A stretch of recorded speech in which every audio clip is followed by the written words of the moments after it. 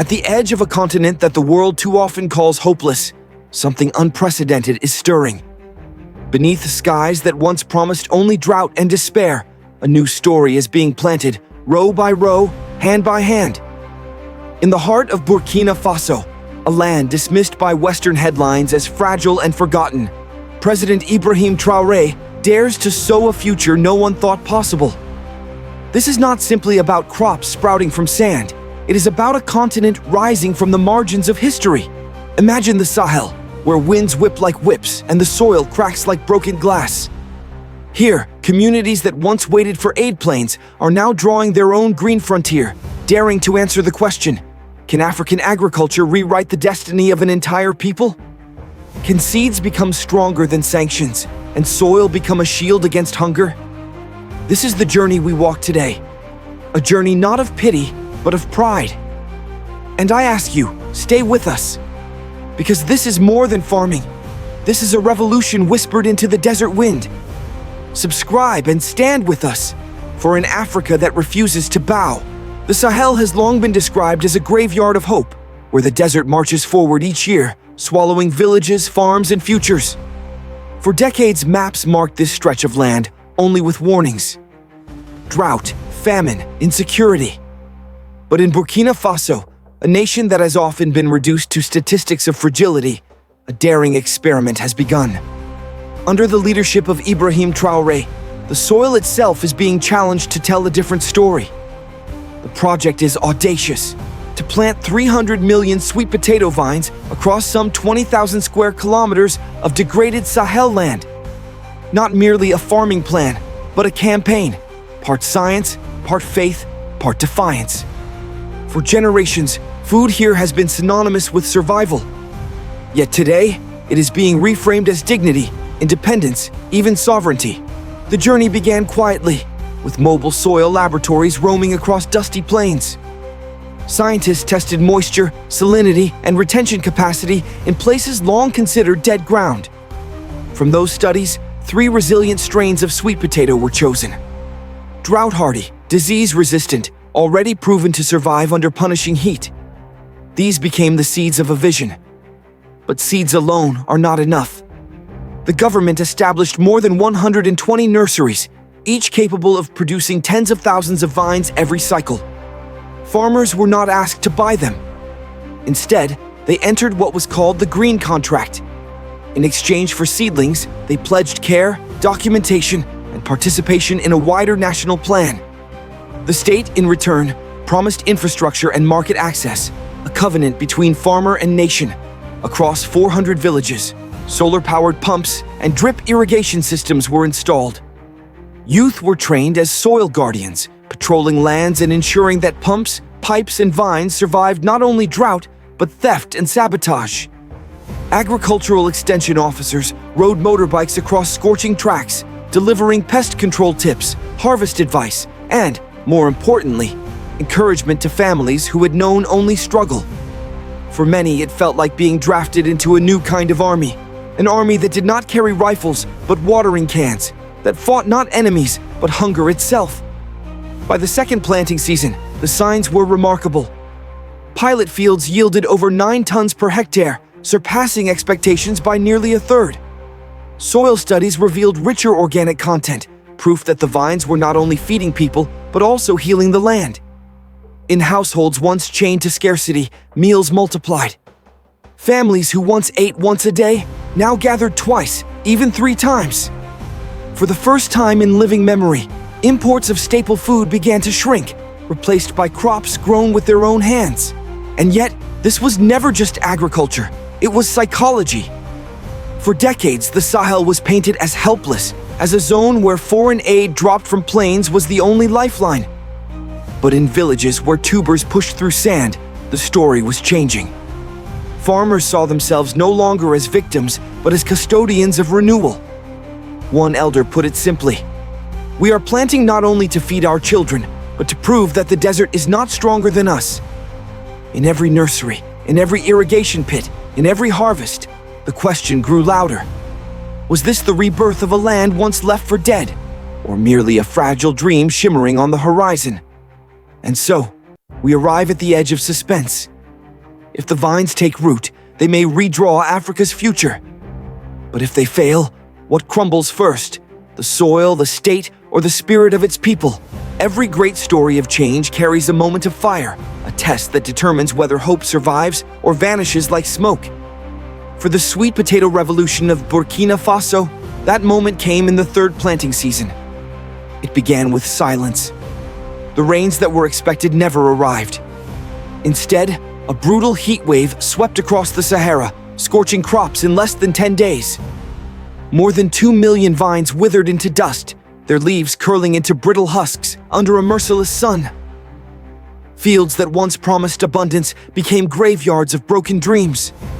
Farmers stood helpless, watching entire harvests vanish, asking themselves if they had dared to believe in too much. Whispers spread through villages. Perhaps the desert is stronger than us. Some families debated abandoning the project altogether. Others feared that insurgents or bandits, emboldened by hunger, would seize what little remained. In communities already balancing survival and fear, despair pressed like a weight on the chest. And then, the president appeared. On national radio and across flickering TV screens, Ibrahim Traoré addressed his people. His words carried not only urgency, but defiance. "We are not planting crops. We are planting our dignity. If we let the desert win, we lose not only food, but our future." The speech echoed through villages, carried by loudspeakers, whispered at family tables. For many, it was not just a message of leadership, it was a vow. Behind the scenes, the state moved quickly. Security units were deployed to protect farming corridors. Emergency funds restored broken pumps, replaced stolen panels, and rebuilt irrigation systems. Drone patrols watched over vulnerable lands. Farmers were paid to construct windbreaks, rows of trees and barriers to slow the advance of sand. It was not an army of soldiers that rose this time, but an army of planters, technicians, and villagers united by survival. The world noticed. Aid groups applauded the speed of the response. Yet international media, especially in Western capitals, cast doubt. Headlines in London and Paris called the project overambitious, unsustainable, even politically reckless. Analysts asked whether a young leader could carry both the burden of war and the responsibility of soil. Could dignity be harvested, or would it wither like the vines in the sun? But something extraordinary happened on the ground. Communities refused to surrender. Farmers shared seedlings from village to village, spreading resilience like wildfire. Women organized night watering shifts, carrying buckets in silence to save the last surviving plants. Children painted wooden signs at the edges of fields. "This land feeds us, and we are still planting." It was no longer merely about tubers. It had become defiance. Every sprout that survived became a symbol, every green leaf a declaration. We will not bow. In a land where survival had long been dictated by nature and outsiders, the people themselves were seizing authorship of their story. The reaction at home was electric. Radio stations buzzed with debates. Markets began to chant slogans of resilience. Songs were written about farmers as heroes, about the soil as a battlefield where the weapon was not bullets, but vines. Across Burkina Faso, a pride long buried under poverty was rising again. And yet, the question lingered. Was this defiance strong enough to outlast the next drought, the next bandit raid, the next headline dripping with doubt? Could tubers truly carry the hopes of a nation? Or was this simply a fragile illusion against an unforgiving desert? The test had only begun, and the world was watching. Would the farmers of the Sahel rise as victors, or collapse under the weight of the sun? In the weeks that followed the crisis and the comeback, something deeper began to unfold in the villages and cities of Burkina Faso. For decades, scarcity had dictated the rhythm of daily life. Families lived on the edge of hunger, children counted meals instead of dreams, and politics felt distant from the soil beneath their feet.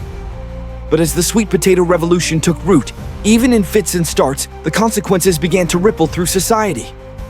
At the household level, the change was immediate. Meals that once consisted of little more than porridge now carried the color and weight of tubers turned into flour, chips, or even baby food. Clinics reported declines in anemia and malnutrition, particularly among young girls. Mothers, once forced to choose between feeding their children and selling what little they had, found themselves with surpluses. For the first time, poverty's grip loosened, if only slightly.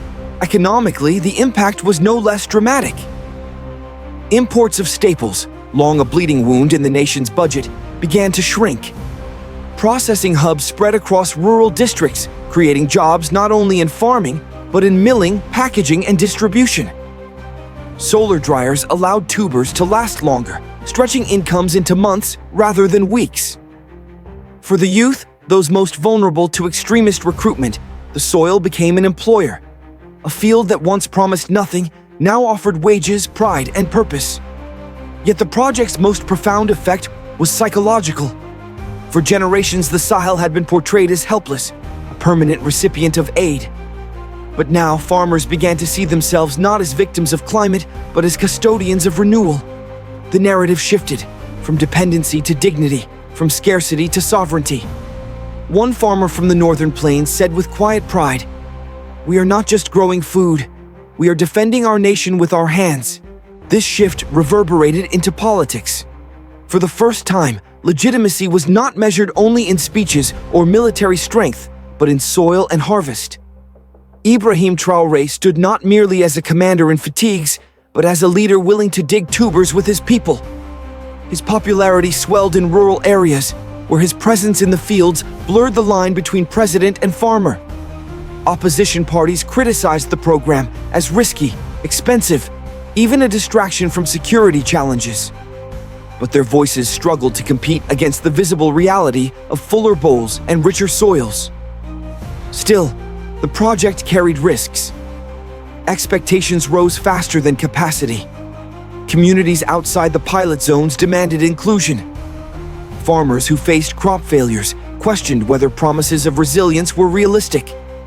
Each setback threatened to erode trust, and in politics, trust is more fragile than vines in the desert wind. The government walked a tightrope: expand too quickly and risk collapse, expand too slowly and risk frustration.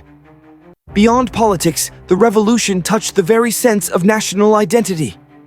Children were taught in schools that farming was not a mark of poverty, but of pride. Songs celebrated farmers as defenders of dignity. In markets, the phrase "land feeds us" became both slogan and shield. For many, food was no longer just survival, it was sovereignty.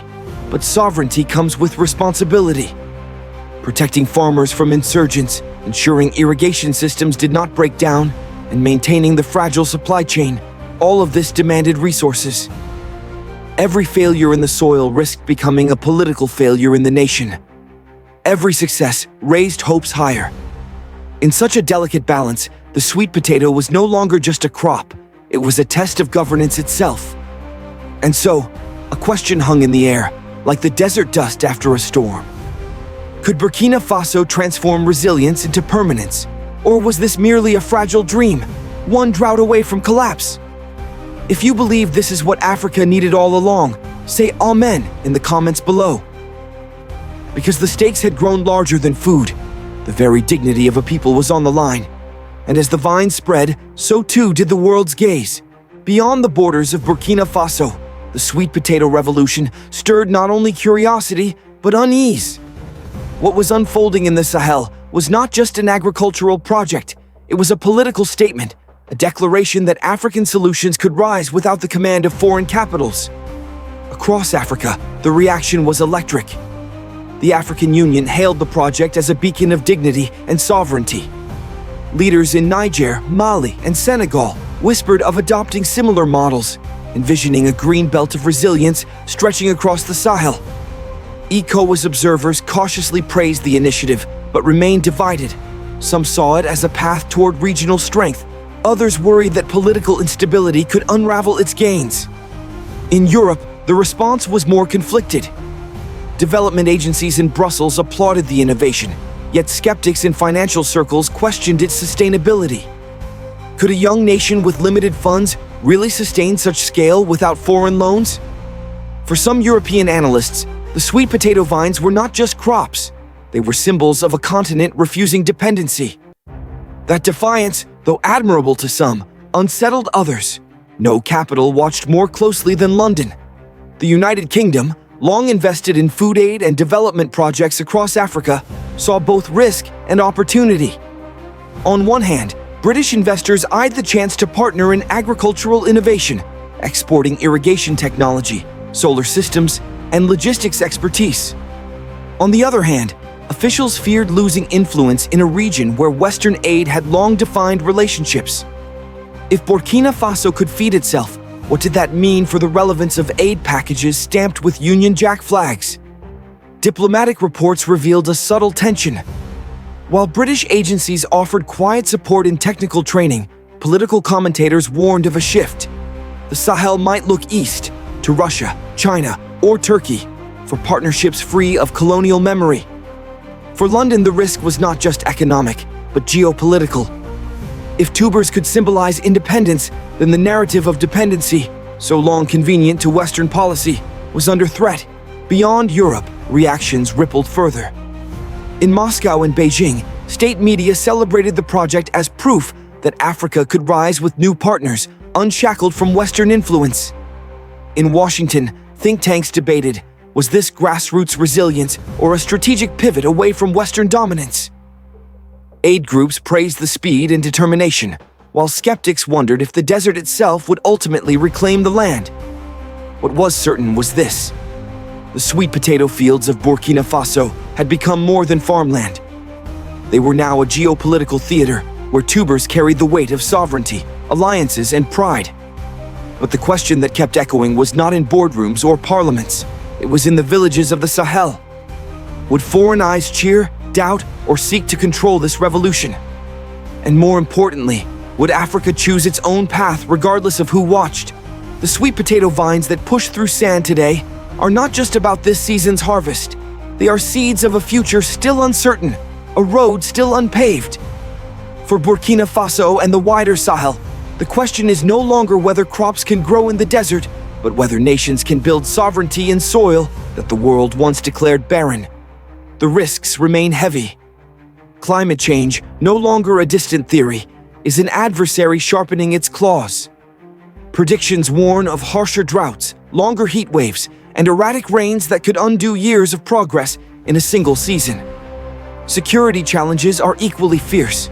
Insurgent groups still roam borders, raiding fields, terrifying families, and testing the resilience of every farmer who dares to plant. Infrastructure, though growing, remains fragile. Each broken pump, each stolen solar panel, is a reminder that survival here is still a daily negotiation. And yet, the opportunities are profound. If sustained, the sweet potato revolution could cut food imports by nearly half within 5 years, freeing national budgets for schools, hospitals, and roads. Processing industries could expand beyond villages into cities, creating employment chains that stretch from field to factory. Youth who once felt abandoned might instead find purpose in the soil, turning fields of despair into fields of dignity. Women, increasingly central in cooperatives and councils, may gain voices long denied, weaving resilience not just in crops, but in community leadership. Beyond the borders of Burkina Faso, the model could ripple outward. From Niger to Mali, from Chad to Senegal, nations may find in these vines a blueprint. Food as sovereignty, soil as defense, agriculture as revolution. The narrative would shift not only within Africa, but across the globe, from dependency to determination, from fragility to self-reliance. But the choice lies not in foreign parliaments, not in international headlines. It lies in the hands of farmers, communities, and leaders across the continent. Will they choose to persist despite drought? Will they build alliances that protect dignity rather than strip it? Will they plant, water, and harvest not just food, but faith? For the elders who remember famine, for the mothers who remember empty bowls, for the youth who dream of futures not written in exile or war, the path forward is more than political. It is existential. And so, we stand at a crossroads. Will Africa embrace this fragile revolution and make it unbreakable? Or will the desert reclaim what has begun? At the edge of the Sahel, where the horizon once shimmered only with heat and despair, a new story is unfolding. It is not perfect, it is not guaranteed, but it is real. The sweet potato revolution of Burkina Faso is proof that courage can be planted, that dignity can be watered, and that hope can grow even in the harshest ground. This story matters not only for one nation, but for an entire continent. For too long, Africa has been described only through hunger and dependency. Yet today, through the sweat of farmers and the vision of a young leader, we see the contours of something different. African agriculture is no longer a tale of survival alone. It is becoming a testament of sovereignty, of self-reliance, of faith that food can be stronger than aid. The challenges remain fierce. Drought, insecurity, fragile infrastructure, and the weight of expectation. But the opportunities are greater still. With each vine that survives, with each field that resists the desert, the continent takes one step closer to rewriting its place in the world. With agricultural innovation, Africa is not waiting for salvation from the outside. It is building renewal from within. And so, I turn to you. Do you believe that deserts can become harvests? Do you believe that a continent once defined by scarcity can rise in strength, feeding not only its own people, but perhaps one day the world? The answer does not rest only in statistics or in speeches. It rests in belief, in whether we, as witnesses to this story, will lend our voices to a new chapter. If this journey stirs something in your chest, do not let it pass in silence. Like, share, and subscribe, not as a favor, but as a declaration that Africa's voice must be heard. Our history was too often muted. Let us say our future out loud. And as we close this chapter, let us write one word together in the comments, a seed stronger than any drought, hope. Because in the end, that is what African agriculture is planting, not just food, but a future.